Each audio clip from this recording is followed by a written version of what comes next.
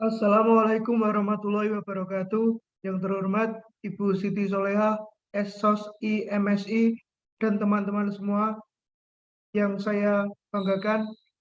Selamat pagi dan salam sejahtera untuk kita semua.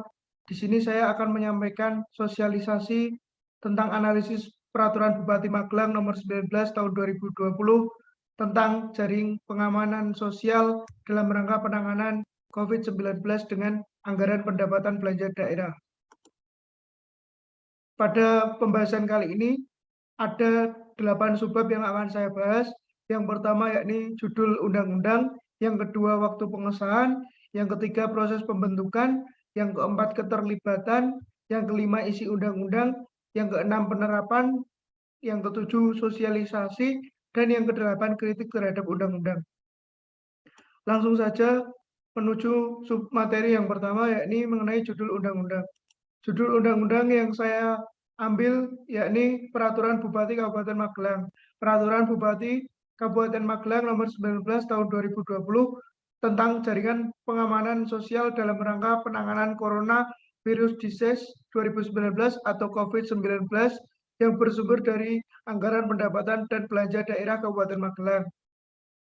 Jadi peraturan Bupati ini menetapkan bahwa pemerintah daerah memberikan bantuan sosial kepada mereka yang memiliki kerentanan sosial atau risiko sosial, terutama masyarakat miskin dan pekerja informal, di mana mereka sangat terdampak adanya virus COVID-19 ini, sehingga mereka tidak bisa mencukupi kebutuhan sehari-harinya.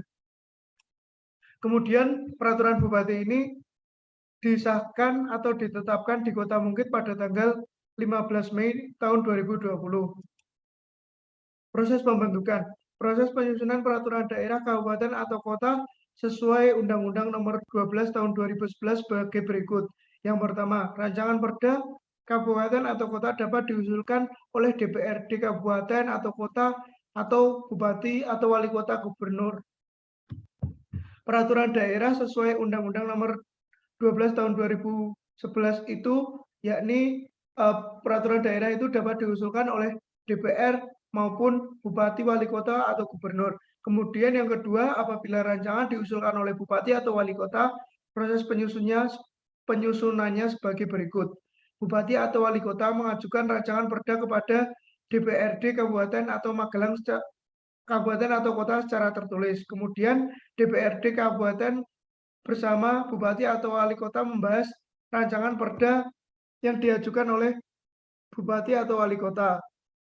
Terus kemudian yang ketiga, apabila rancangan perda memperoleh persetujuan bersama, maka perda tersebut akan disahkan oleh bupati atau wali kota sehingga menjadi peraturan daerah atau peraturan bupati. Kemudian adapun tahap-tahap penyusunannya. Yang pertama, tahap penyusunan. Tahap penyusunan adalah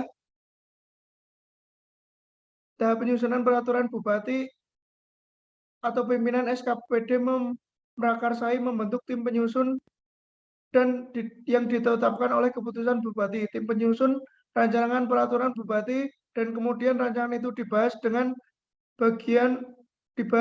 bagian hukum untuk harmonisasi dan sinkronasi yang hasilnya akan dilaporkan kepada sekretaris daerah.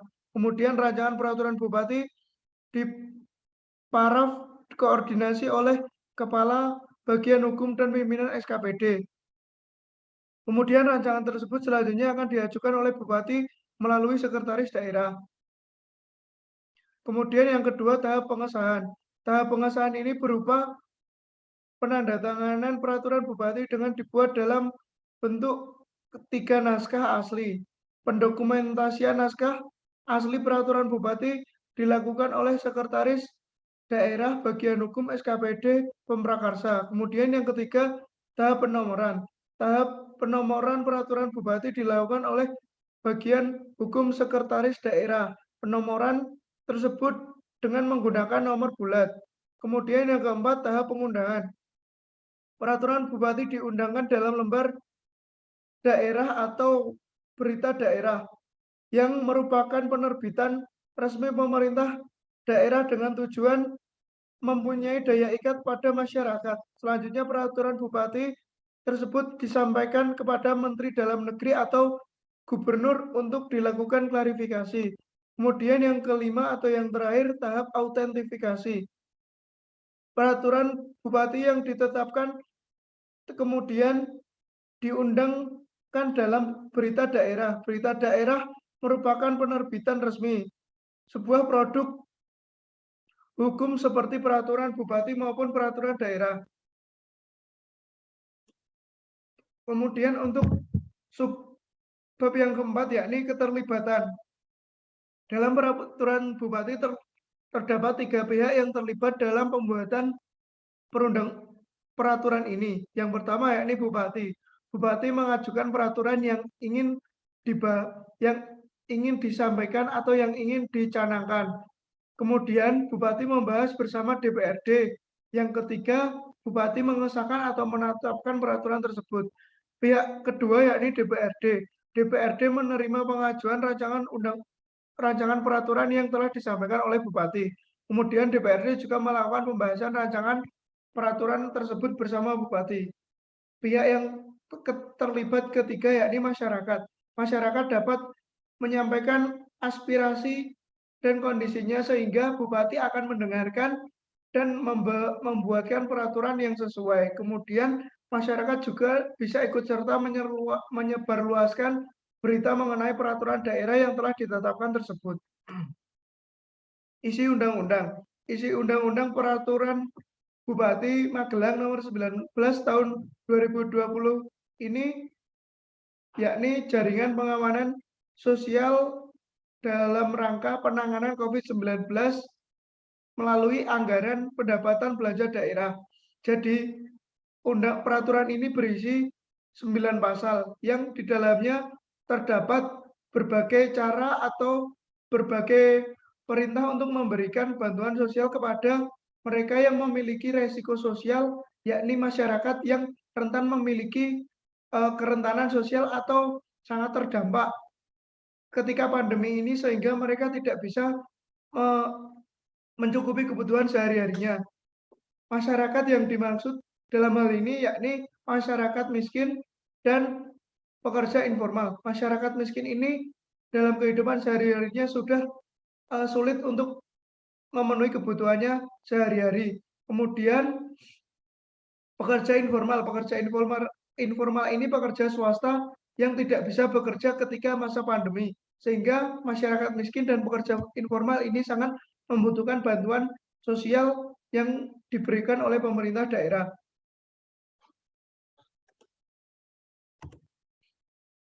Kemudian submateri yang keenam yakni penerapan. Pelaksanaan peraturan bupati ini dilakukan untuk memberikan bantuan kepada masyarakat yang memiliki kerentanan sosial dan terdampak dalam situasi pandemi. Yang bertanggung jawab melaksanakan peraturan ini yakni dari pemerintah daerah tertinggi, yakni dari jajaran bupati dan mengurusnya, kemudian dinas sosial. Dinas sosial ini sebagai dinas yang biasa memberikan pelayanan terhadap kehidupan sosial masyarakat. Jadi dinas sosial ini berperan dalam memberikan pendataan dan data bagi calon penerima bantuan yang tepat. Kemudian pemerintah desa atau kelurahan. Pemerintah desa atau kelurahan ini bersama jajarannya memberikan surat-surat yang telah ditetapkan bagi mereka yang menerima bantuan. Mereka yang menerima surat ini berhak menerima bantuan ya sebesar 200.000 selama 3 bulan, yakni bulan Mei, Juni, Juli pada tahun 2020. Penerapan ini juga bekerja sama dengan bank milik pemerintah daerah, yakni Bank Bapas 69 Kabupaten Magelang, di mana masyarakat yang telah memiliki form yang diberikan oleh pemerintah desa nantinya bisa mengambil bantuan tersebut ke Bank Bapas sesuai dengan yang telah diperintahkan.